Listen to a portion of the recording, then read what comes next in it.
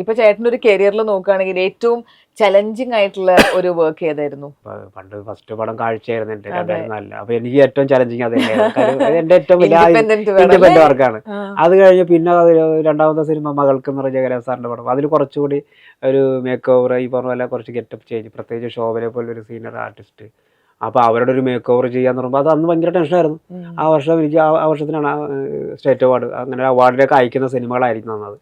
അങ്ങനെ എല്ലാ വർക്കും അങ്ങനെ പാഠജീവിതം വർക്ക് ചെയ്തപ്പോൾ 5 വർഷമായിട്ട് ആ സിനിമ മാത്രം ആയതുകൊണ്ട് നമുക്കത് ഏറ്റവും വലിയ വർക്കായിട്ട് തോന്നിയിരുന്നില്ല. തോന്നി. ഇപ്പം 7 സ്റ്റേറ്റ് അവാർഡ്സ് ചേട്ടൻ നേടിയിട്ടുണ്ട്. ഏതൊക്കെയാണ് ആ 7 സിനിമകൾ? 2004 മകൾക്ക് ജയരാജ് സാർ ചെയ്തോളം, 2008 തിരക്കഥ രഞ്ജിത്തേട്ടനും പ്രിയാമണി, 2009 രഞ്ജിത്തേട്ടൻ തന്നെ പാലേരി മാണിക്യം, അതിനുശേഷം 2016 ടേക്ക് ഓഫ്, 2019 ഹെലൻ, 2021 ആർക്കറിയാം ബിജു മാനേജറിന്റെ, 2023 ആടുജീവിതം. അടിപൊളി. നാഷണൽ അവാർഡ് ഹെലന് തേടിയെത്തി. അതെ, അപ്പൊ ഇനി കൂടുതൽ എന്തായാലും അവാർഡുകൾ ചേട്ടന് തേടിയെത്തുന്ന ഒരു സംശയമില്ല.